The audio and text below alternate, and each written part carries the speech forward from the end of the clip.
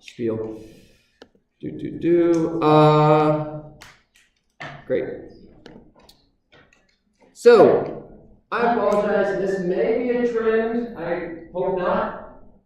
Come Thursday, after a week of teaching high school, almost a full week, a week of teaching high school and second class of this, I'm usually a bit more tired. So it tends to be there's a couple things that maybe don't do as well as I would like. So there's two topics I covered last time, specifically the dielectric and the temperature that I want to revisit and just spend a little bit of time on because I don't think I taught it well enough. So we're going to recover those. Won't spend too long. I'm not going to go as nitty-gritty, but there was one problem we didn't get to with it as well. So I want to revisit those because hint, hint, nudge, nudge, those will end up being important. But the good news is if you understand what you're doing, they won't be hard problems to solve. So that's why I want to revisit them today. So that's the quick kind of update there. If you've looked at our slideshow for current and resistance, you are going to see, so let me quickly copy this problem while I'm on that train of thought, don't forget. So we're also going to do this last problem that we just ran out of time to solve. So we'll plop that into the one today. So if you looked at the PowerPoints for today, I apologize, I didn't have them uploaded until today. I thought I did, but I didn't. So I uploaded those today. Current and resistance is going to be a very simple section. The last thing that we're covering, blessedly, is probably one of the simplest things. The problems that are tricky I'll end up doing on here, but basically there's two equations that are going to come up, V equals IR, P equals IV, and that'll be basically all you need to know from this section, those two equations. We'll learn about them, we'll talk about them. We're going to start to we're dipping our toes into circuits with this, so this will be the last thing we cover before the test. This will be the last chunk of content, this PowerPoint slide. After we finish this, you will have learned everything you need for the test, which is next Thursday. So that means that come this Thursday, my hope is to make our note card together. This is my current plan. We'll see how it works out time-wise. So I told you all you get to bring a 8x5 note card to the test. My loving wife already went out and grabbed all the note cards that you all will need. So I have them up here. You have the option at the end of the class of grabbing one, or you can just grab it on Thursday. I don't care which. We'll see how time goes, but I'll have them kind of up here at the end of class. Just grab one. You can use the front and back, and that'll be your kind of formula sheet for the test. So those will be here. They are 5 by 8, so they're pretty chunky. Yeah. Yes. So this one is not on the exam, but maybe on something else, kind of thing. Yeah, no, there's no questions about dielectric on the exam. I know this because the test is done. I've made it. That's the second thing I'll get to. So wanted to quickly cover this. It's pretty simple. So, but it is important that we make certain we're comfortable with it because it will show up on something else. Hint, hint, nudge, nudge. You can probably guess what that something else is. Not the test, but there's only one other thing that's great. So I'll have these. We'll go through them on Thursday. Again, the hope is Thursday. And I will show you what I would put on my note card. What equations I would do, how I would organize it. And, you know, fingers crossed, there should be some extra space that you can then devote to whatever you want. So I will make my note card. I will post that note card, the beauty of everything being digital. I will literally size the PowerPoint slide to being a 5 by 8 size. And so I will write on it, and that's how you know that everything will fit. And you can either decide to make your note card with me at that time, you can decide later to go on it, whatever. We'll talk about that as we get to that day. My plan then, what are we going to do Tuesday? My thought is, again, we'll see where we get Thursday, we'll see where we get. I keep kind of mentioning this, but as with all these kind of classes, I don't exactly know the time, how long they're going to take. We have a bit of buffer time. My plan is to send out a poll, a survey, after class on Thursday, basically asking, hey, what were the most difficult problems? What are the problems that you want to see me solve? And I'll spend the time on Tuesday kind of doing that. That's my current thoughts. Conceptually, what concepts were tricky, what problem set problems were tricky, and then I'll look through those responses, pick the most common ones, and spend the class Tuesday going over that. That's the thought. We'll see if that works out that way. As far as the test, it is made. All 3 versions of it are made. It is digitally done. I will send it to the printer after I have someone double check that everything is. I've already given it to another teacher to make certain my multiple choice answers are actually correct. It's always, again, I tell you all to double check your work. I'm doing the same thing. So on Monday, yesterday, I went through and I timed it. I solved every problem myself from scratch. I wrote down stuff, so I didn't just, so I went through it slowly and carefully, like relatively slowly. I went through it at the pace I would solve it at. I was not trying to rush through it to get through it as quick as possible. I went through it at the pace I would do. I wrote down what I would write down to solve problems. I timed how long it took me, and all said and done, it took me about 18 minutes so it's going to be 25 multiple choice. It took me about, well, there was 27, I knocked it down. So it took me 18 for the 27, but again, it's actually 25. So around somewhere between 17 and 18 minutes is what it took me to the multiple choice. And then there's 3 free responses. I'm going to send out a notification tomorrow with all the details I'm telling you right now. There's 3 free responses. You are going to choose 2 of them to solve.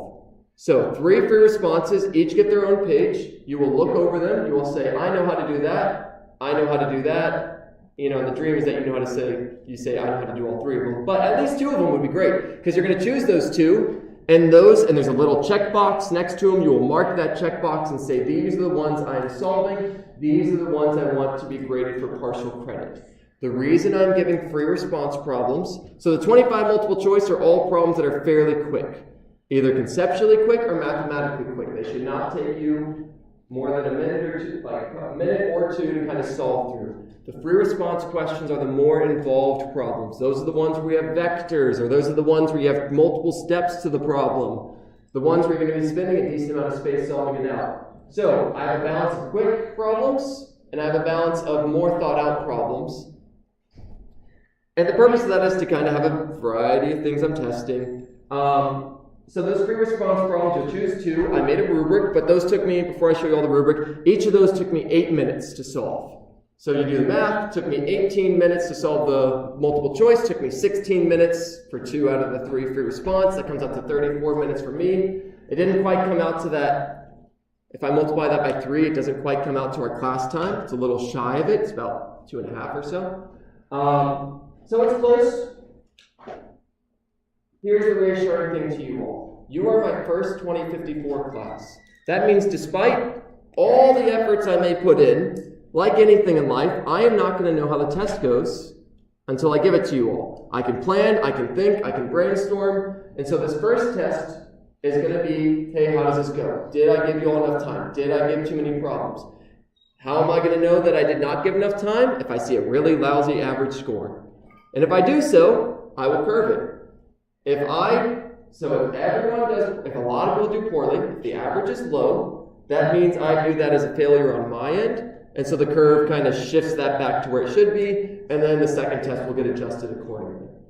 Again, it would be great if I could write the perfect test the first time, but it's just not going to happen. So, maybe I got lucky. Probably not. So, that's the kind of safety net for you all. If you're stressed as you're taking it, feel like you don't have enough time, take your time, double check your work, do the best you can, but know that that's kind of in the background. That I will curve if I need to. Hopefully it is enough time. We'll see. The free responses are graded using the following rubric. Again, this will all go out. There's some beautiful drawings because of my office hours. I will send all these details out in writing just so that I want to make certain I'm as transparent as possible and you all know everything you need to succeed. And at no point are you confused about how things will be graded. The first test is always going to be one of the hardest because you haven't taken a test from me before. So, anyway, here's the rubric. Each of the free response questions is worth 20 points. These are the only ones that partial credit's given to. The multiple choice is all or nothing. You either get it right or you don't. There will be an A, B, C, D. There will be 4 choices. The free response is based on the work you show. This is what the grader will grade. I don't know. I am aiming for the grader to get it done in 2 weeks. I will see how that goes. If needs be, I'll step in and grade some of them myself as well. But here's the rubric. Remember, we have our 4-step problem-solving process. Step 0 is draw a picture. You can include that whether you want to, so maybe 5-step. What I want to point out to you is basically the first 12 points are do you set up the problem correctly. If you set up the problem correctly, you get 12 out of the 20 points. So there's no math involved at this point. This means you drew a picture that looked decent, that looked accurate, you identified the givens correctly, you identified the unknowns correctly, and you identified the appropriate equations to use. That's step 0 through 3. Picture 0, step 1, identify the givens, step 2, identify the missing, step 3, identify the equations. The rest of the points are, did you do the math correctly? Did you plug things in correctly? Did you do the algebra correctly? Really, the thing I care most about there is kind of, can you rearrange the equations? The algebra is important for you all to be able to do, know how to move things around, solve for the right variable. We've done a lot of practice in the problem sets. And the thing I want to point out at the very end, if you get the right answer, they're not going to even look at the work you did. They're just going to give you the full 20 points and move on. So if you get the right answer, done. They're not going to look for the rest of the steps. The rest of the steps are here to give you partial credit in case this is not the right answer. So at the end of the day, if you show no work, but your answer is correct, you get the full 20 points. I really do not recommend doing that because, one, that is very hard to do. It is very hard to solve these problems with writing absolutely nothing. My brain, I cannot solve these problems by writing absolutely nothing. Maybe you can, but it's better to be safe than sorry. If you write down the steps, basically the way the partial credit is assigned is based on the system I've been showing you. Givens, unknowns, step 3, and then 15, 18 points are basically doing the algebra correctly. The 18 points is if at any point you make a tiny calculator error. You set up the final equation perfectly. Let's just make up a problem. Let's just say you're solving for force. And the force, was 9E9. You put your charges in the exact right spot. Everything is set up. And then, everything, force is K, Q1, Q2 over R squared, and you plug it in your calculator and your answer is not the one that I have, not the correct one, you just lose 2 points for that. Because if you set this up, and the last mistake you make is maybe you fudged, you wrote this down correctly, but maybe you forgot to hit the square in your calculator. Or you accidentally put a 0, or accidentally hit a 4. Instead of a 3. Whatever. I care that you set it up properly. I care that the final thing was set up all good and well. You'll get the 18 out of the 20 points. So if there's a tiny little calculator error somewhere along the line, this could be at the end, this could be in the middle. At some point, if you wrote that this was, I don't know what this is, so I'm just going to, I'll solve it because otherwise it's going to bother some people. 99 times 3e to the minus 6 times 5e to the minus 6 divided by 5 squared. All right, that's 0.0054. Imagine you accidentally wrote 0.007. Let's make it even more ridiculous than that. 3, 2, whatever. You would get the 18 points, even though that number is nowhere close to mine. If you forget the units, that's also going to knock you a point or two. I should probably specify that on here. That'll probably also give you the 18 points if you got the right answer, but you forgot the unit. The unit's newtons. So that's one way. But say maybe you needed this for another problem, another step in the problem, and you use this and you plug this in later, but it wasn't the right number, that'll still give you the 18. Basically, if you make an error and that error propagates through the rest of the problem, I'm not going to kill your grade for that, for one tiny little calculator mistake, okay? Any questions on this rubric thing? Yeah, way in the back.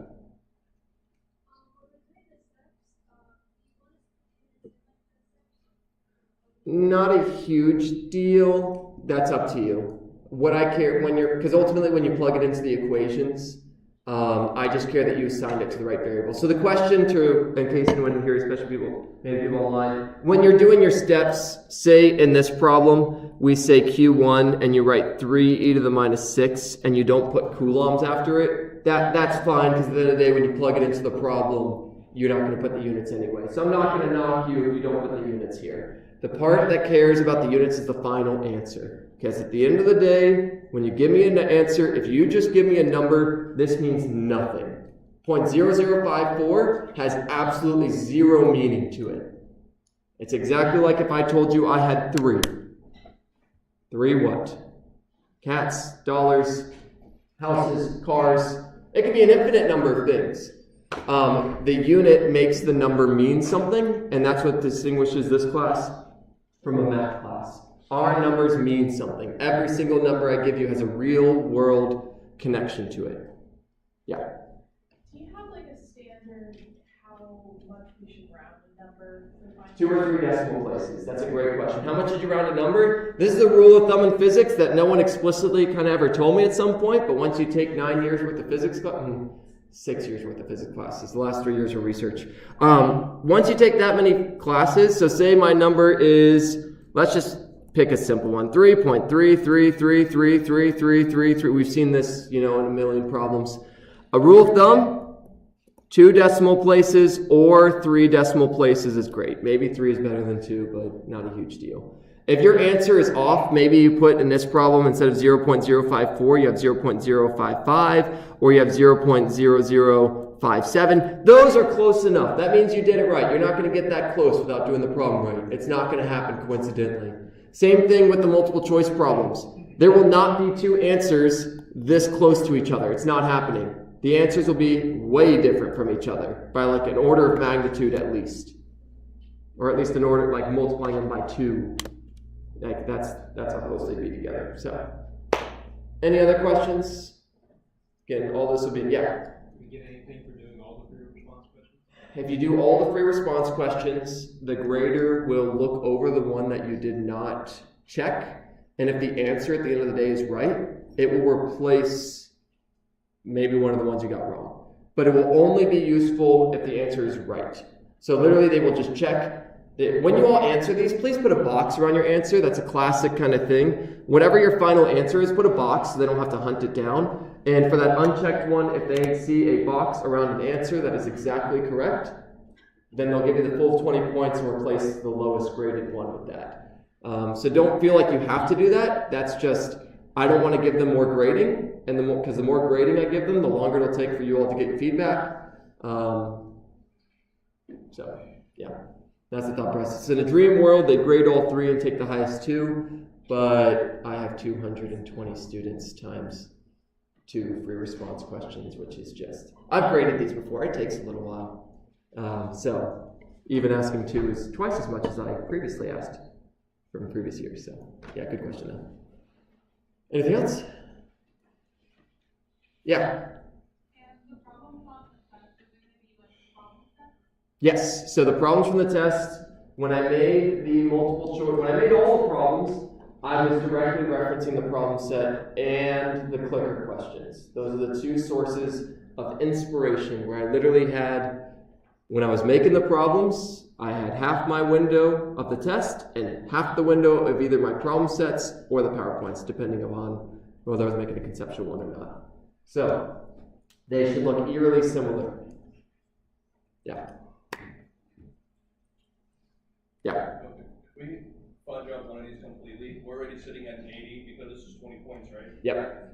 So that's for the partial credit. I mean, the chance of you getting absolutely 0 partial credit would reflect not understanding it really badly. Because like literally, some of the points are just for identifying the givens. Up to 8 points of it is drawing a picture, identifying the givens, identifying the missing variable. So it is extremely challenging to lose all of these points. That would reflect a complete not understanding. It'd be very hard to do. And how many free responses are we going to do? There's 3, pick 2. So you'll look through them and you'll pick the 2 that immediately stand out to you as being doable. I highly recommend, don't pick necessarily the ones that look the easiest. Pick the ones that you actually have the most confidence you can understand and do. Because yeah, some of them will be worded less and it'll be like, oh, that looks easier because there's less words. But if you don't know how to do it, who cares? Who cares how short it is? Pick the one that you have the most confidence in knowing how to solve, because that will give you the best chance of getting the most partial credit, even if your final answer isn't correct. Yep. Yeah.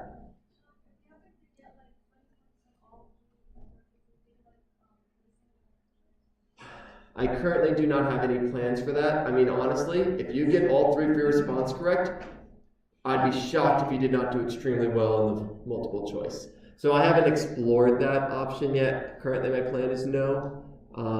But, we'll see. We'll see. Maybe there's an extreme case where that comes up. But I would be shocked if someone did really good on the free response and really bad on the multiple choice.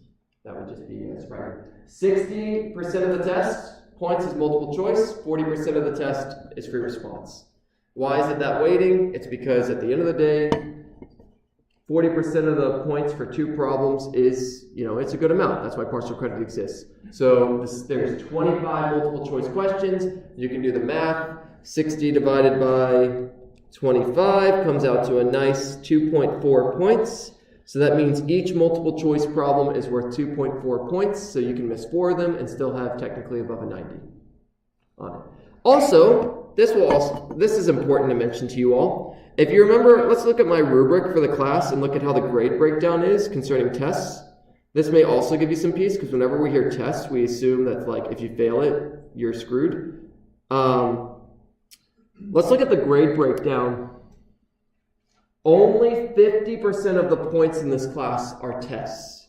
Only 50% of the points in this class are tests. The other 50% is all things that happen outside the test. Discussion questions, clicker points, quizzes, these random homework things that are super easy that I'll talk about a little bit later, not today. 50% of the points are basically freebies. If you do the work, you're doing the clicker questions, you're doing the discussion sections and showing up, you are doing the quizzes, and remember there's a buffer for the quizzes, and you're doing, I think that's basically everything, the homework things, you should pretty confidently have close to 50% of those points guaranteed. And let's do the math. Let's say you get a 50% on all my tests, which is an absolutely horrendous grade. You missed half the points on all my tests. Well, if you got 50% of the points for free, so that's 50 points, and then you got 50 times, so 0.5 times 0.5 times 50. I can teach you later if you're curious. That means you got a 75% in the class. So if you absolutely bomb the test and get a 50, which is absolutely horrendous, you still get a 75 in the class, assuming you got those first 50 points. That is why I have designed this grading scheme the way it is. I recognize that tests are not the best way to evaluate understanding, but when you have 220 students, it is often the only way that you can evaluate 220 students in an effective manner. It's not great. The dream would be interviewing every single person and testing their knowledge, but I cannot do that with 220 students. So let's go to the other extreme. If you absolutely bombed it, that's what you get. So what do you need to do to get an A in the class? Assuming you got those other 50 points, you need to get an 80% average, 80% or above on my tests to get an A in my class. 80% average on the test to get an A in the class, assuming you got 50 points for free. Okay? That's the other extreme. 50s on the test, absolutely bombed them, and then this is kind of doing well on the test, is getting about 80%. What do you mean by the quizzes are buffered? The quizzes are buffered because they're scored they're out of 5, there's 5 questions, but I score them out of 4.5 points. Meaning, if you score a 4, it's pretty close to that. If you score a 4 one week and a 5 the other week, that averages out to 100%. Yep. And you get the 2 attempts and stuff like that. So I've tried to make the quizzes, if you've done the problem sets, pretty doable to get a 4 or 5 pretty consistently. If you are getting below 4s and 5s, then that is an indicator that you should probably be either going to me for office hours, tutoring, things like that. 3s and belows on quizzes are indicators to you all that you need to practice that section significantly more. That's a good kind of rule of thumb. If you're getting 4s or 5s, you're doing great. 3s and belows, after the 2 attempts, that's a red flag in this class. Yeah.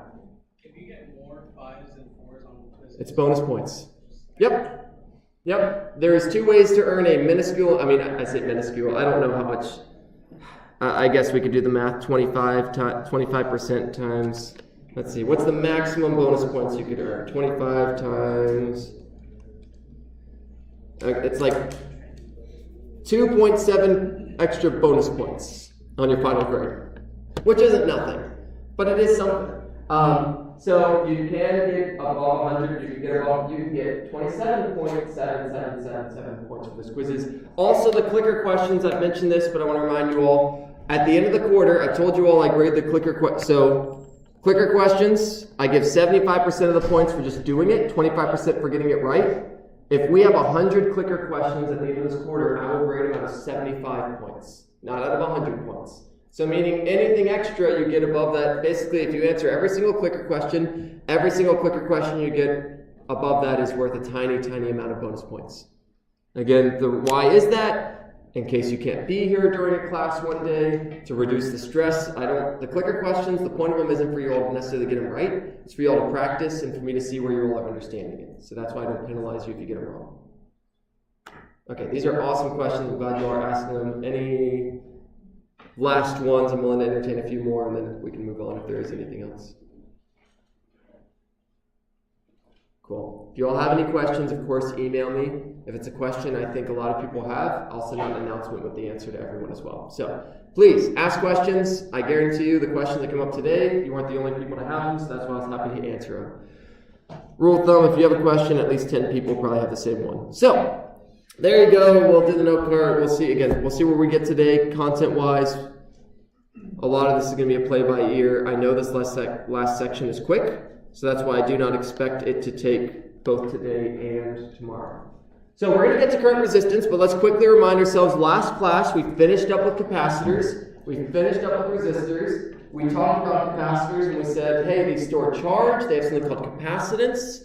That capacitance is a geometric property, meaning it depends how big those plates are, depends on their area, depends on the distance between them. And we talked about something called the dielectric constant. This dielectric constant, again, I don't feel like I did a great job, but to show you all the equation, so the normal equation for capacitance was this, epsilon naught A over D. And this is assuming a capacitor, we call it a vacuum capacitor, aka a capacitor with nothing between those plates. Students ask some interesting questions. So what is the point of a capacitor? The point of a capacitor is to store charge. So if whatever I have on one side, say I have two positive charges on the left, I get 2 negative charges on the right. I store up equal and opposite charges, and we're going to see when we get to circuits a little bit later how we can use that charge to actually do things. But we store it up. We hold it there by putting potential difference. The positive charges, the negative charges go up on one end, push away the negatives, which gives me some positives. Great, it's beautiful. They hold there. So why don't they jump? Maybe that's a question you've thought about, maybe it's not. Why don't they jump from one end to the other? We've seen lightning jump. We've seen lightning jump through the air and things like that. Well, that is true. And if your capacitor does that, then your capacitor is broken. It's a bad capacitor. It is possible to break them and make it jump, but the whole idea is that they don't. They stay there separated. How do we keep them separated? We put an insulator between them.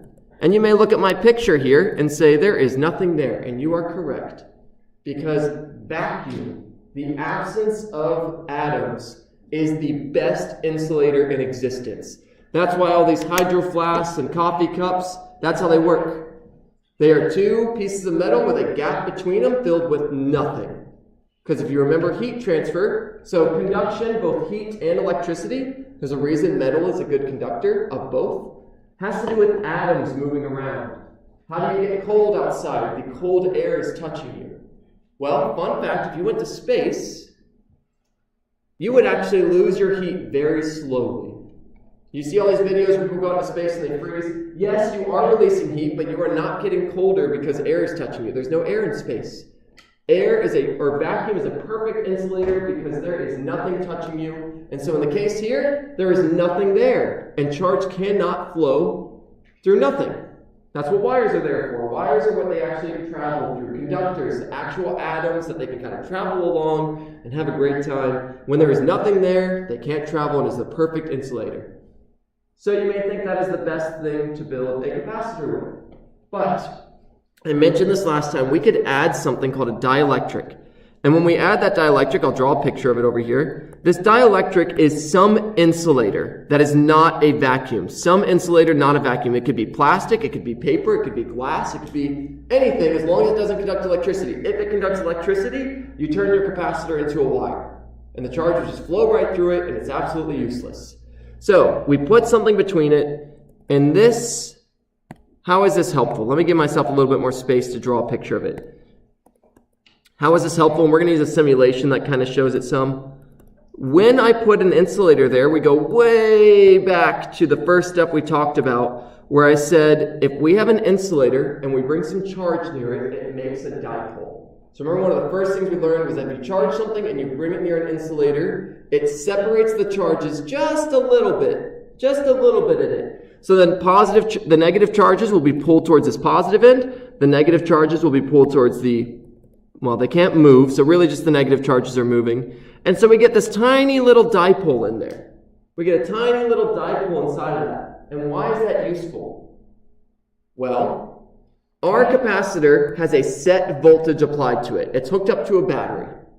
And we remember that the voltage of the battery equals the voltage of the capacitor. Who cares what happens to the capacitor? If it is hooked up to a battery, it gets the same voltage. And we remember that V, there's a lot of kind of steps to this. You don't need to understand these concepts necessarily. I'm walking through it for those that are interested. But at the end of the day, when I finish this discussion, if you only know how to do the math, that's good enough for me. Okay? Conceptually, there's a lot of kind of steps we have to do. So voltage equals E times D. Well, distance is the same. I knew I drew the picture a little bit farther, but imagine I didn't. Imagine those distances are the same. So we look at our electric field. We look at our original electric field, and it was pointed from the positive charge to the negative charge, and it was that big. Well, initially, that same electric field exists, but by putting this insulator here, by inducing this dipole, we make a tiny little electric field inside of it as well. We make a tiny little, and I'll use green, that points the other way. That tiny little electric field inside it points the opposite way to the original one. So if I have two fields and they're pointed opposite directions, they subtract. Which means this field that was up here is now a tiny bit smaller. But because my voltage is constant, I can add more charge to get it back to where it should be. I want to get this total field back to this original value. So how do I do that? I can put more charges on it. By putting more charges, let's go ahead and keep our net field. We'll draw our net field, pink. So I want this, we'll use red. We want this net field to stay the same. So how do I do that? Well, I add more charge so that I make a bigger field. If I add that pink arrow and that green arrow, I get back to my original red arrow. If I add that pink arrow and that green arrow, I get back to my original red. And so long story short, you can add more charge to it. You can add more charge to it because we put this thing which puts an opposite electric field in it. Here's a nice little simulation. I'm going to be trying to use these. There's an awesome website called FET. And this is going to be extremely hard to see because this is an older simulation that they have. So we're going to use FET a lot because you cannot see electrons. At best, you can see a lot of them making up lightning, but even then it's just a big bright thing. So we're going to use these a lot to visualize circuits. And so here's a circuit. We have our battery set to 1.5 volts. So this is 1.5, this is 0, it's a potential difference. We have our capacitor. We see that electric field inside the capacitor. And you're going to see as I add this dielectric, which in this case is paper, but I could put glass, I could put Teflon, I could make it custom. This is the dielectric constant. We're going to see as this thing slides on in, I can add more and more charge to wherever it's located. And it's very hard to see on here because, again, feel free, I'll post this link or something. Look, there's little dipoles here, little itty-bitty dipoles, just like I drew. There's a little positive charge here, a little negative charge here. It's backwards to the one that is shown here. And you can see as I eventually add this full thing in there, I can put more charge on it. So this is kind of just a nifty little thing that shows exactly what I did, but in 3 dimensions.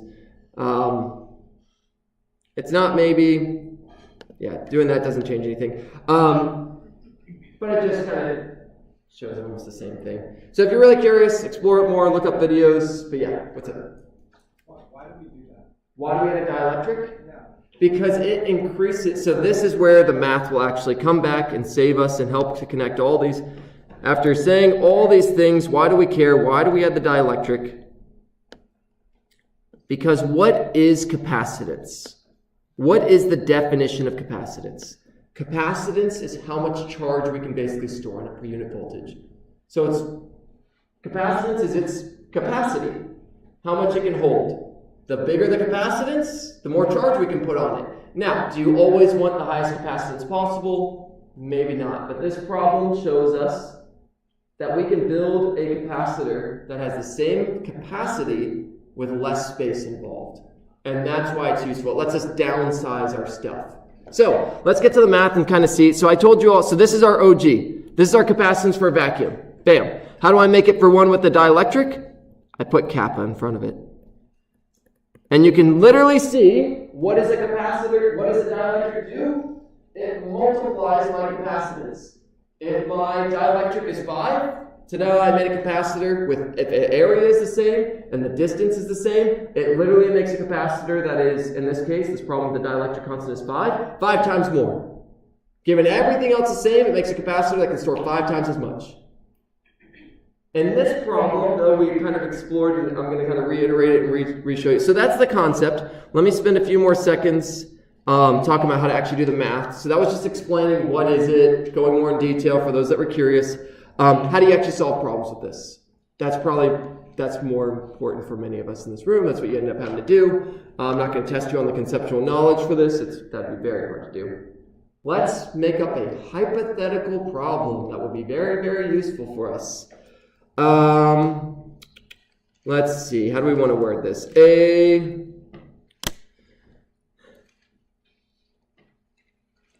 Let's use nice convenient unit.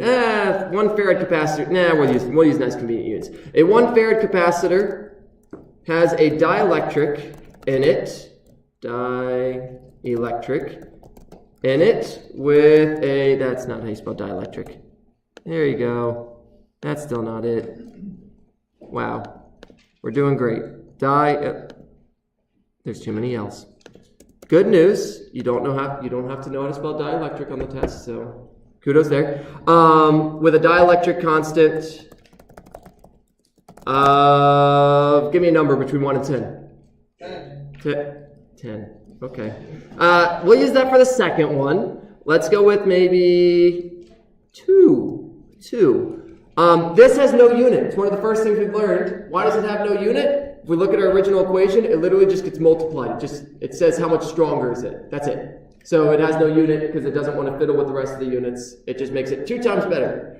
So no unit there. All right, so 1 farad capacitor has a dielectric in it with a dielectric constant of 2. If I use the same capacitor, if I have the same capacitance, area, and distance between plates, so everything is the same, but I use a dielectric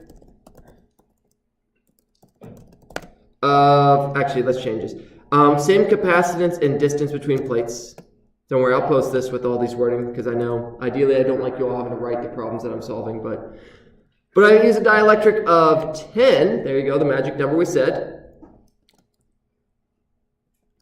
How much less area do I need on my plates? Okay, so I have a 1 farad capacitor. It has a dielectric in it. The dielectric constant is 2. I take the same thing. I want to build the same capacitor with the same distance between the plates, with the same capacitance of 1 farad, but I'm going to use a better material that has a dielectric of 10. How much less area, how much smaller can I make this thing? Let's go ahead and write this out. So what's given in our problem? We have capacitance of 1. I'm going to call my first capacitor 1. I'm going to call my second capacitor 2. They both have 1 farad. Capacitor 1, capacitance 2, both 1. My distance between the plates. I have capacitor 1, so distance between the plates 1, distance between the plates 2. We don't know what that is, but they're equal to each other. They're the same. We said it's the same distance. We know that our dielectric constant for 1 is 2. We know our dielectric constant for 2, the second one, is 10. We do not know the area of either one. Okay, so what are we solving for? We're solving for the ratio of areas. We're solving for the ratio of areas. How much smaller, how much less area, what multiplication of area do I need that's less? So basically, I want area 2 in terms of area 1. Some multiple of area 1. Is it half as big? 2 times as big? A quarter as big? We're trying to find that magic number. And I purposefully did not give you distance. I purposefully did not give you area 1 because we don't need it. There's a reason why. You're going to see when we solve this problem. So what equation do we use? Well, we use our capacitance equation, which is kappa epsilon naught A over D.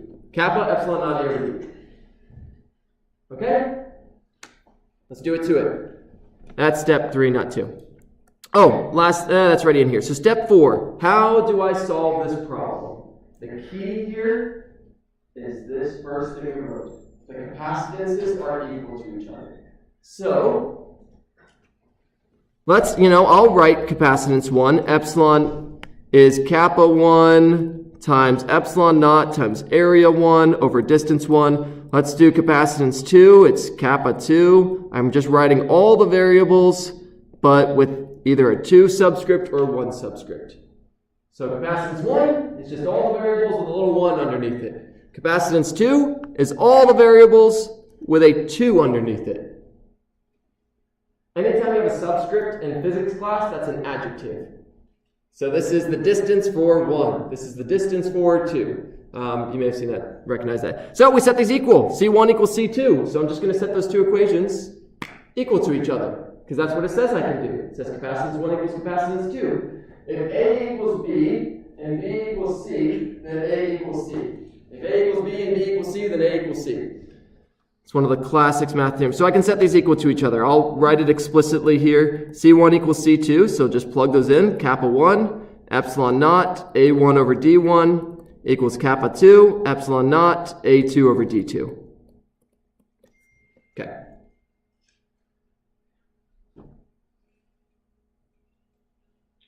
And now we solve. And you're going to see some beautiful things that happen here. This is why this problem is so, there's a lot of niceties here. Well, distance 1 equals distance 2. So if they're on both sides, guess what I can do with them? They cancel. Distance 1 equals distance 2. And if they're on both sides, if I'm dividing by 5 on both sides, it's gone. Those are the same number. Make up a number for them if you really want. Call them 5. They cancel. All right. What happens to our epsilon naughts? Those are also the same. Bam, gone. So what am I left with? I am left with kappa 1 times area 1 equals kappa 2 times area 2. And at this point, you can solve for whichever one you want. Yes, sir? Did you say that the areas were the same too? I changed it at some point. Oh. I changed it at some point. I originally, because the original way I was solving the problem was going to be find the new capacitance. And that's honestly too easy. Like, if I showed you all that and you saw a problem similar to this one later, you'd be like, I don't know. You may be thrown off. So I purposely made it a little bit more challenging. Anyway, so I want area 2 in terms of area 1. So how do I do that? I just divide over that kappa 2. So kappa 1 over kappa 2. So many kappas. Sounds like I'm talking about sororities and stuff, but whatever. I guess kappa is really popular with sorority names for some reason. And you just plug in the numbers. Kappa 1 is 2. Kappa 2 is 10 times A1. Long story short, you need 1/5 the area. 2 divided by 10 is 1/5. I kind of ran out of room, but through the magic of highlighting things and shrinking it, I will simplify that for you. Wow, had just enough space. How convenient. So area 2 equals 1/5 area 1. After all this math, what do you find? You find that the areas are just a ratio of those dielectric constants. Everything else cancels, assuming the distances are the same and the capacitance are the same. So it's a fun thing with math. This is a skill that when you can do this kind of ratio stuff, and that's what we've been practicing so much, this is one of the more useful skills that you all learn. Hey, I have this problem, I have this real world thing, what happens if I change this quality by twice as much? That is something you all will experience if you're in the medical field. Replace a variable with medicine. What happens if I give twice as much medicine? And you will need to know the effect it has on someone and whether it's a linear relationship or a logarithmic relationship on its effect on the person. Ratios are useful. All right, so there you go. I will post this online so you can review it to your heart's content. And if at any point it did not make sense, because whenever we're playing with variables, I know I can throw people off. Of course, feel free to shoot me an email, ask me questions, so on and so forth. All right, so this is one of the things I feel like I didn't explain well enough, so bam, hopefully that makes more sense. If not, please email, look it over, ask questions. The other thing I wanted to spend a bit more time on, and we didn't get to this problem, was the temperature. What happens when temperature changes? So, really simply, as temperature goes up, resistance goes up. That was the TLDR, as temperature goes up, resistance goes up. And then I gave you all an equation, and I'm just going to jump to that equation. I'm going to put that for step 3. That resistance equals rho times 1 plus alpha times T minus T naught. And I am going to double check that that's a plus and not a minus because I don't want to fudge everything up. Great, good job, me. Forgot my rho naught. No, it's right here. Resistance equals, no, sorry, my apologies. Rho, my new resistivity, which resistance will change proportionally, equals rho times 1 plus alpha T minus T naught. What do you take away from this equation? Rho naught is a constant. Alpha is a constant. The resistivity depends upon temperature. That's the takeaway from this whole equation. A whole bunch of stuff here that just says the temperature goes up, so does my resistivity. Resistivity was the property of a material to resist electrons and their flow through it. And this tells us how that changes with temperature, assuming all the dimensions, neglecting any change in dimension. So let's go ahead and solve this problem. To what temperature must you raise a copper wire originally at 20 degrees C to double its resistance, neglecting any change in dimensions? Does this happen in household wires under ordinary circumstances? No, it's not going to, so that's good news. But we're going to explore why. All right, so what's given in our problem? Well, T naught, that is room temperature. We're going to call room temperature 20 degrees Celsius because depending on who you are, you may define that differently. 20 degrees Celsius is the room temperature. This next one's a little funky. It says I'm doubling my resistance. I'm going to write that. So that means that my new resistance, we'll call it R1, is 2 times my original R0. But I'm going to rewrite that because in our equation there's no R. If resistance is going up by double, that means the reality is my resistivity is doubling. Assuming everything else in the wire is the same. Length, area, that's literally the only two things. The only thing I can change is resistance is resistivity, which is dependent upon temperature. If you see temperature, that's the equation. And that should come to your mind. All right, and we get the resistivity of copper, which I am going to write down, but you don't need. It's a beautiful thing. So at room temperature, my resistivity is 1.72 times 10 to the minus 8 ohm meter. But again, the units aren't too terribly important. So what are we solving for? We are solving for temperature, the final temperature, not the change in temperature. Very important to clarify here. It says at what temperature. It does not say how much should the temperature go up by. It says at what temperature, at what final temperature. Okay, this problem we're going to solve very similar to the last one where well, kind of sort of. We're going to do a ratio thing, which we maybe haven't seen before in this class. It's a math technique that we can do to solve problems. So, there's our step 3. Here's our step 4. Here's how we're going to solve this. I'm going to have my original. Well, actually, no, it's not even a ratio problem. It's even simpler than that. Okay, I'm just going to plug in the variables. I want, let's just write, we'll write it in 2 steps. I want a new resistivity, which will be equal to my old, just this equation.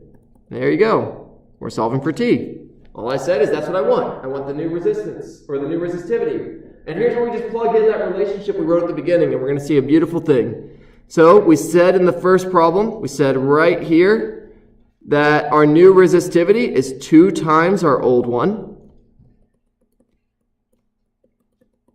So I just plug that in instead, and we can see a nice little thing happens. I have rho naught on one side, I have rho naught on the other. Gone. That's why we put it in terms of the original rho naught. They cancel. If you really want, you could plug in the numbers and you would see that for yourself. You could have plugged in rho naught as 1.72 times 10 to the minus 8. You could have plugged in rho 1 as 2 times that, and when you did the math, they would just cancel out, and you gave yourself a little bit of extra work, and that's fine, because it, at the end of the day, gets you to the same point. Great, so we get 2 equals, we're going to need alpha in this problem, so that's unfortunate. Alpha times T minus T naught. We're going to have our final answer in terms of alpha, and that's okay. I could look up what the temperature coefficient is for it, but I'm not going to waste too much more time on this problem. I'll leave that for y'all to kind of just Google and solve. So our final answer just won't be a nice number. That may feel bad, but that's okay. All right, bump this on up here, and the rest of the problem is pretty straightforward. So we we can get rid of these parentheses. That's fine, they're not doing anything for us. We subtract the 1 over, so we're going to subtract that 1 over, and that's going to give us 1 equals alpha times t minus t naught. So then I divide the alpha over, and I get 1 over alpha equals t minus t naught. And then I add t naught over and you're done. Again, we're not going to get an answer at there's not going to be a number because I didn't give you alpha, but in the problem I would give you alpha. I would give you what this value is. This is dependent upon the material. So for copper, I think it's like 0.003 something. Let's just, I don't want to give you all the wrong value for it because it is dependent upon the material and it is an exact number. But t will equal 1 over alpha plus t naught. So 1 over alpha plus 20. Bam. If you knew alpha, you plug it in, you're done. Bada bing, bada boom. The important step in this, the last few steps were pretty straightforward. The important step, basically the only thing you need to do to make this thing fancy, is you need to know the resistivity double. If the problem said triple, guess what I put in front of this instead of a 2? Put a 3. If it quadrupled, put a 4 in front of it. If it halved, put a half in front of it. The new resistivity is either 2 times, 4 times, whatever the problem tells you, that's what you put. Alright, so spend a lot of time on this, but you'll be glad this is here. That's my kind of takeaway for you all. Just manipulating the equation, again, more explorations of what happens as variables changes. So, all right, so let's get into the stuff today. It's going to roll into next class. That's fine. I'm not too worried about that. We have plenty of time. We have today, we have tomorrow, we have Thursday, and we have Tuesday. We are easily going to get through this content today and Thursday. Maybe we do the note cards and stuff for extra review problems that rolls into Tuesday. That's fine. We got time. All right, so getting into the content today, which will be much easier than what I just did. What I just did was conceptually tricky. Today's stuff is both conceptually easy and calculation easy. It's a nice way to kind of prepare for our test. All right, first thing we need to remember, there's a bunch of things we need to remember before we get into current and resistance. First thing, electrons move, not protons. Electrons move, protons don't. See if anyone knows what element is literally just one proton. What element? Yeah. Hydrogen. So if we said protons are moving, we are literally saying that your wire has moving hydrogen atoms in it, which is not the case. Your copper wire does not have hydrogen atoms flying through it. We have electrons moving through it. That's very important to remember that the electrons are the ones moving, not protons. We need to remember what voltage is, and remember that whenever I use the word voltage, it's always a difference. Voltage is always, there's always an implicit difference, just like height.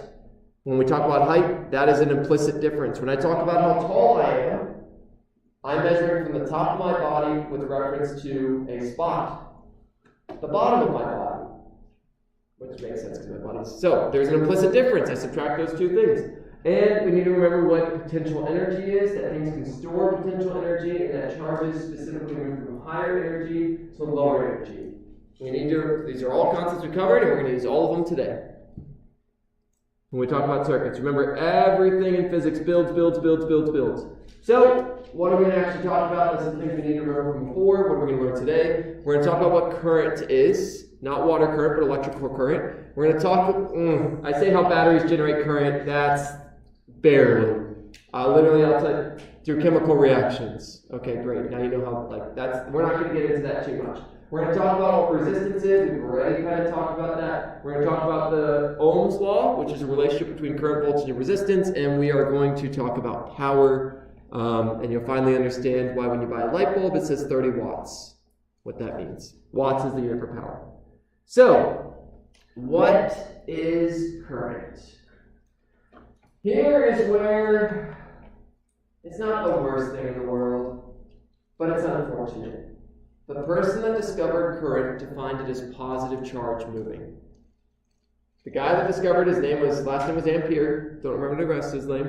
He defined it as positive charge moving. So whenever we talk about current, they define it as positive charge moving, even though it's actually the negative charge is moving. Why does this not matter? It's because negative charges moving are equivalent. So if I call these charges here, we define as current. We imagine, oh, it's little positive charge moving, which is not the reality. This is identical to negative charges moving the other way. Mathematically, it works out identical to negative charges moving the other way. You can conceptualize it either way, and mathematically, it all works out the same. Positive charges moving one way is the exact same as negative charges moving the other way. Okay? So that's why it doesn't really matter, but it is unfortunate because it's not the reality. And then you can say, what is reality? Well, based on all the other things we've learned, our reality is that electrons are the ones that are tiny and move and fly around. So, this is a calculus little thing, but I will rewrite it for you all in a way that is not calculus. Current is the change in Q over change in time. How much charge is moving through something in a set amount of time? It's just like water. How much water flows through a pipe in a certain amount of time? That's current. The stronger the current, the faster that water is moving.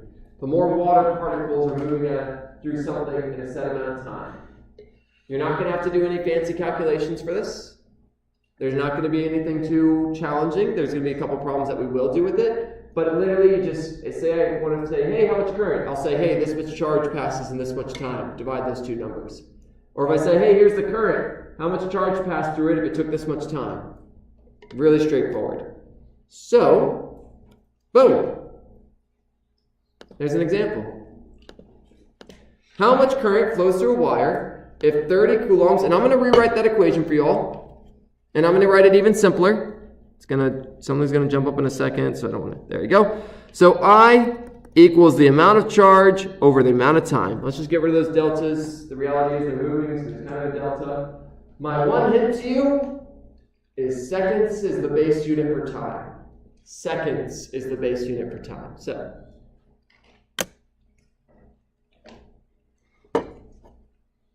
make certain you keep that in mind when solving this problem. So I have 30 coulombs of charge, they pass through in 2 minutes. What's the current?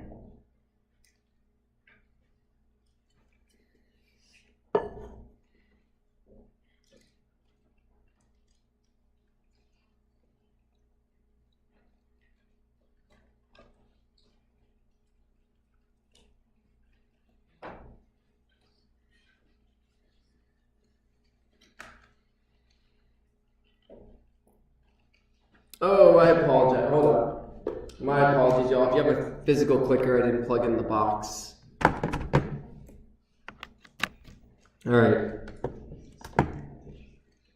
The big question. Will it still accept responses at this time? The answer seems to be no. I'm going to go ahead and close this and restart it all. Keep your answer in your head.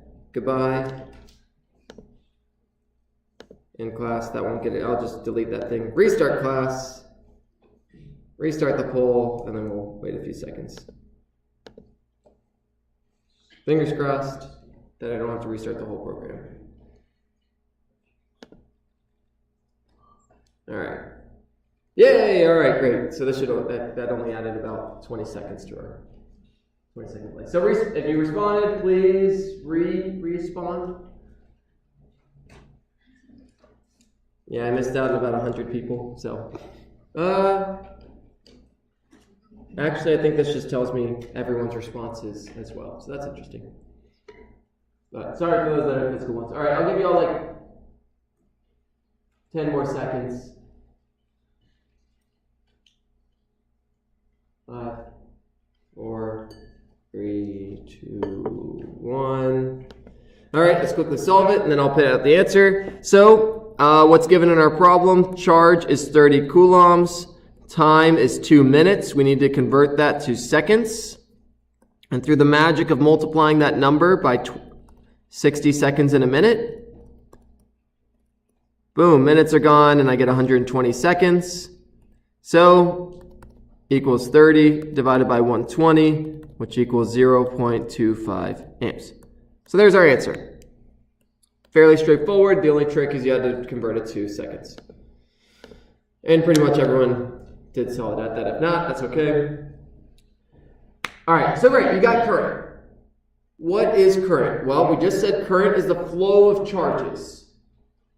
Where are these charges located? Where are these charges coming from? And this is where you have to remember, and this is what always throws people off. Everything is made of charges. Everything. Every wire, every part of everything is made of atoms. What are atoms filled with? Positive and negative charges. Every single thing has electrons in it. My net charge in my coffee mug is pretty close to 0. Does that mean it has 0 protons and 0 electrons? No. That means it has equal numbers of protons and electrons. Everything in the universe is made of protons and electrons. That means a wire has electrons in it. A wire has electrons in it. So, if I draw this analogy here that I'm going to use, I really want us to understand what voltage, what current is, and what resistance is, because it is probably one of the most useful things that you will learn in this class, considering all of us use electricity on a daily basis. So I have a wire, and it's full of electrons. Boom, boom, boom, boom. They're everywhere. Now, there's protons in there as well, sure, but those are stuck in place. They can't move. So I have all these electrons, and you could almost think of them as a table with a bunch of marbles on it. And they're just sitting there. Technically, these electrons are floating around a little bit, but on average, they're not moving. Like on average, if you look at this, the net charge isn't changing. Just like a table with a bunch of marbles, they will stay there. Assuming you give them some time to kind of settle down. So, I kind of have a table in front. Oh, here's a table. I don't have a bunch of marbles, which is devastating. If I wanted to move every single marble on this table, which those online can't see, but envision in your mind a table filled with marbles, what would I do to this table to make every single one roll at the same time? Yeah. I would lift it from one side. What have I introduced? A potential difference. It's all coming together. I've introduced a lower potential energy and a higher potential energy. And the marbles will roll to the lower potential energy. I've introduced a height difference. But when it comes to electrons, they don't care about height. They care about a different type of difference, that voltage. How do you make all these things move? I put one side to 1.5 volts. I put the other side to 0 volts. There's a potential difference. There is a higher energy on one end, a lower energy on the other. And the electrons, remember we said, move to a higher potential, which ends up being a lower potential energy. The electrons will all, at the same moment, effectively, at the speed of light, they'll see that difference, and they will all travel at the same time, just in the same way. If I tilted this table, all the marbles, let's tilt it the other way. All the marbles would roll down the thing. Yeah? So what out of the things we're learning right now is the equivalent of height? Voltage. Voltage is like height. Remember, voltage isn't energy. Voltage is just a change in like a height. And then once I put a charge there, it gets some energy. And it sees there's lower energy down here and a higher energy up here. Just like my empty table, when I lifted it up, absolutely nothing happened. I introduced the height, but nothing happened because there wasn't any marbles on here. There wasn't any mass to get that energy, to see that energy difference. So just like with height energy, you don't get that energy unless you have mass. Just like with voltage, you don't get that energy unless you have charges. Yeah? Protons and electrons attract, and all the electrons go to one side. Wouldn't the protons move as well? They may try to, but they're pretty locked in place. That's a great... And all of these are moving at the same time. So as soon as one of them moves away, another one kind of takes its place. So let's explore. So here's a nice picture of that. I say a nice picture. This actually looks pretty ugly. There's a battery, and that battery introduces the voltage. Let's go to that beautiful simulate. So I told you all FET is great. This simulation looked like not great. This is a circuit simulation, and I'm going to use this a lot. So here's a wire. Behold, it is full of electrons, just like everything is. And I have a battery. Right now, nothing's happening because that wire cannot see the potential difference from that battery because it's not connected to it. Because it's not connected to it, it does not see it.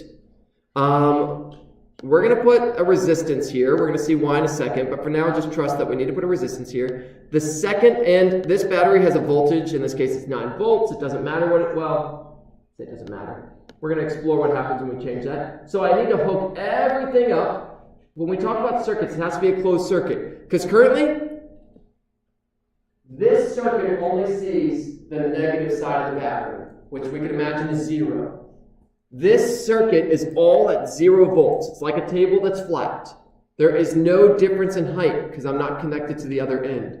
I need a difference. So this is the 0 side of the battery, so 0, 0, 0, 0, 0, 0, 0, 0. If I hook up a wire to the other side, what's the voltage on this other side? Everywhere here is 9. There's some magic stuff that happens inside the battery, some chemistry that occurs that separates it, but they do not see it until, so this side's 9, this side's 0. The second I connect it, those electrons see a difference, and they all start chugging along. They go from the 0 to the 9. They go from the low voltage to the high voltage. And here's a nice thing this also shows. Remember I told you current is positive charge moving, so if I just click this button, now we see current, and it's the opposite direction. Ta-da! So if I want to look at electrons, those are the ones actually moving. They're moving that way, but current goes the other way. Yeah? So creating a situation where electrons are constantly trying to make up the difference, but they're constantly trying to get to lower energy. And so they are traveling wherever they are. As I get closer to this end, they're getting less and less energy, which they want. They want less potential energy, so they're all going to that end. At every point in the wire, they kind of see this as lower energy. They see this as higher energy. It's like a hill. This is like a hill that slopes downwards from one end to the other. And they're all rolling down that hill. Now, what happens here? We can think of batteries like a ski lift. Batteries raise them back to the top of the hill again, and it repeats the process. Through a chemical reaction, it pulls those charges up that potential, and that's how you can keep things going. Yeah? So, charge is to mass as voltage is to height? Yes. Yes. That's a great way of thinking about it. Yep.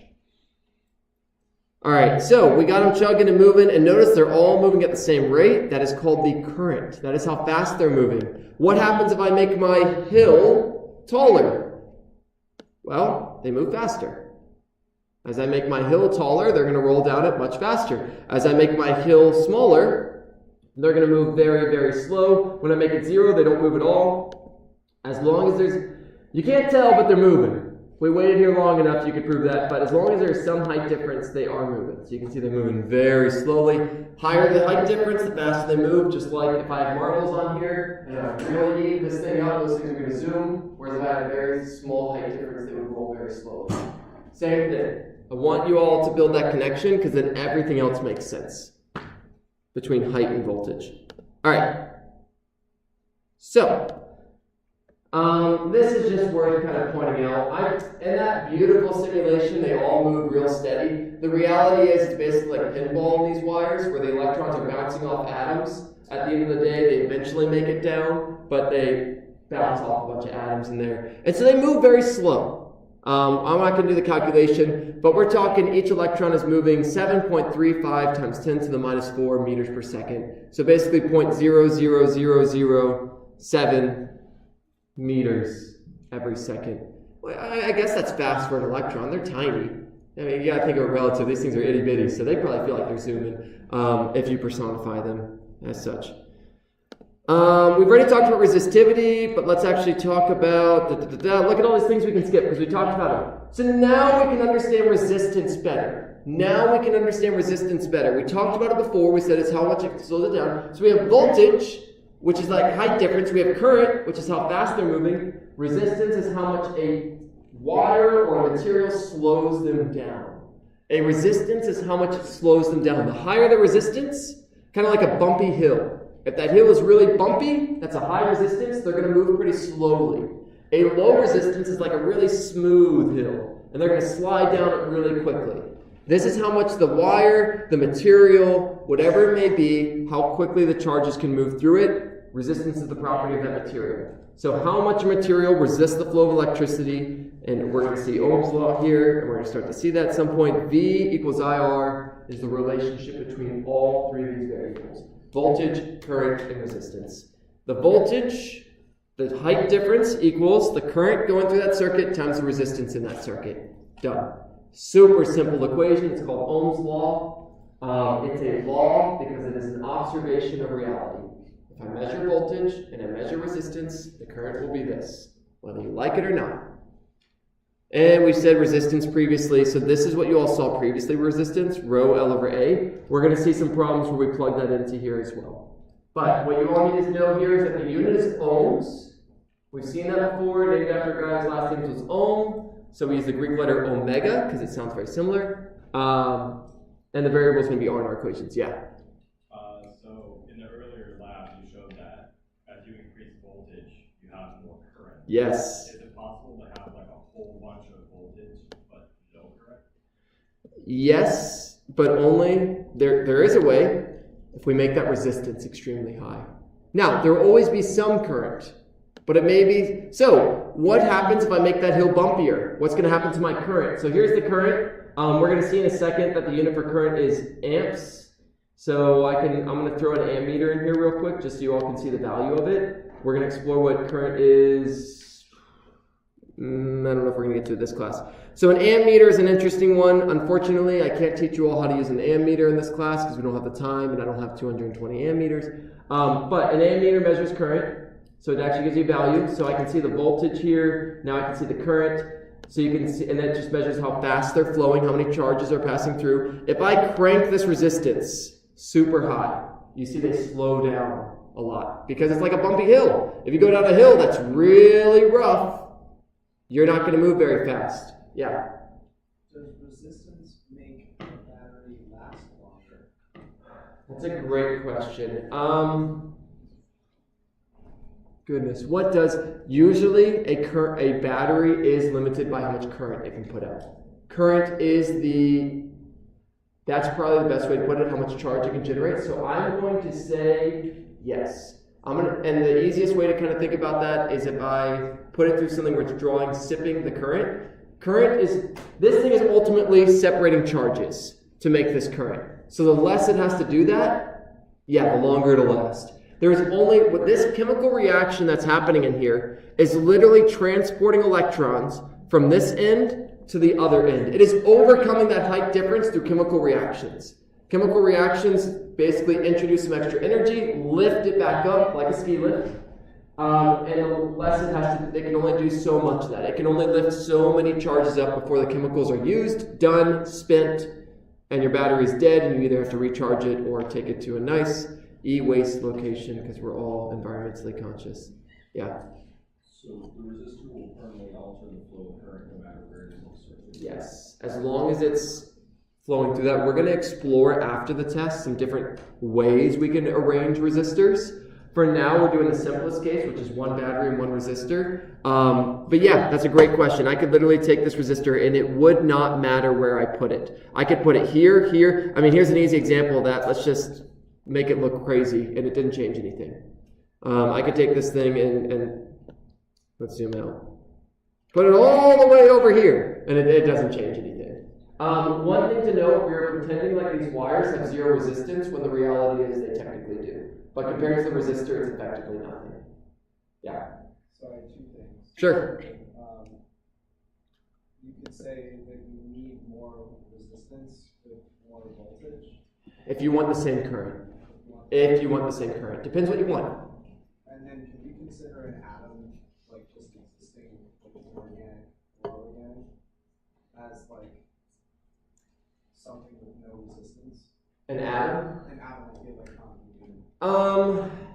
It depends. If it's one atom, those electrons are kind of stuck to it. So maybe when they're flying around it, but even that gets weird because we get into quantum mechanics and the electron's location is a wave function. It's very weird. Basically, when you get down to where is an electron, it's individually, it's a nightmare.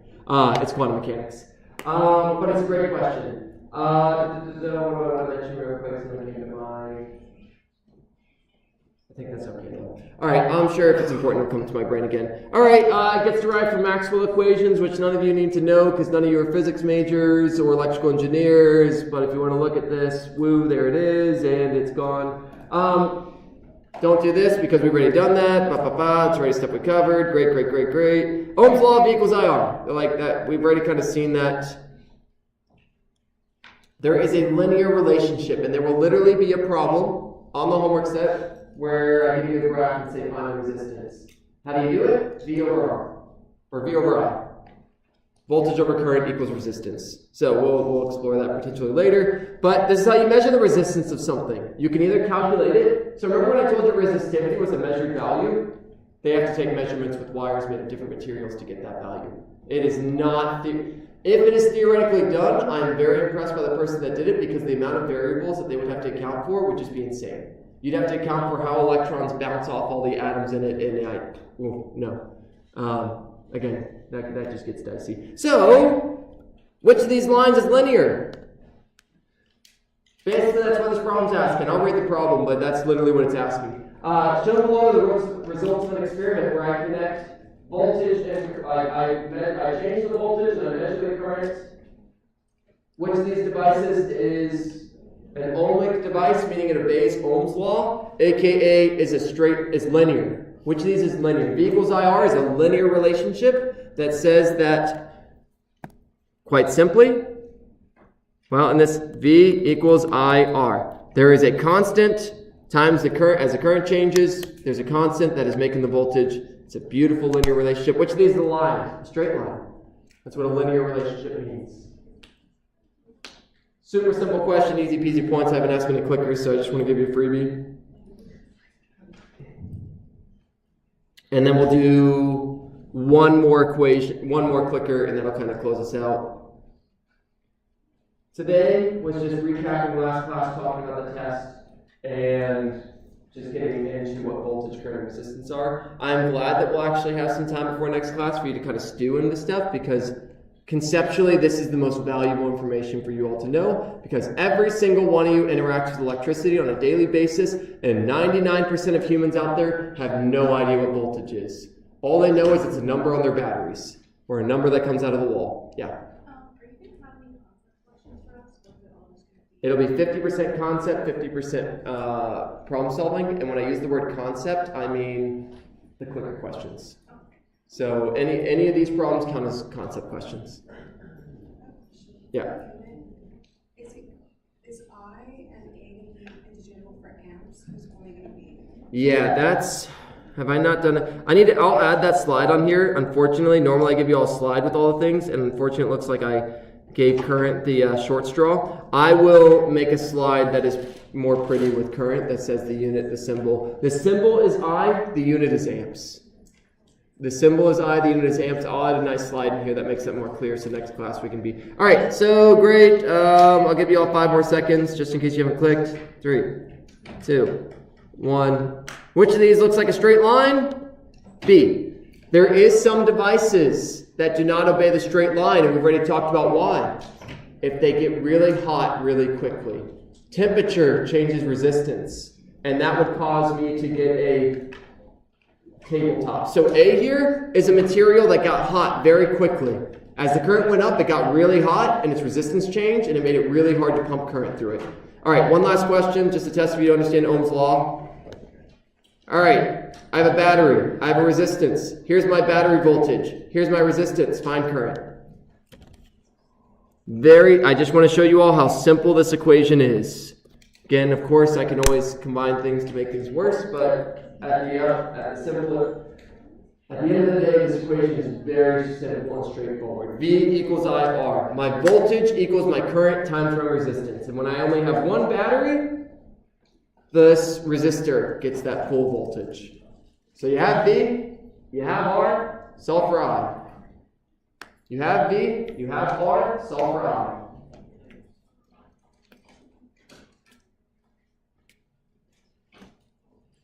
And double check your answer, y'all. Whatever you get at the end, because this problem is so simple, take your current and multiply it by your resistance. Whatever answer you got, plug it back in. If you got current as 2, does 2 times 15 equal 5?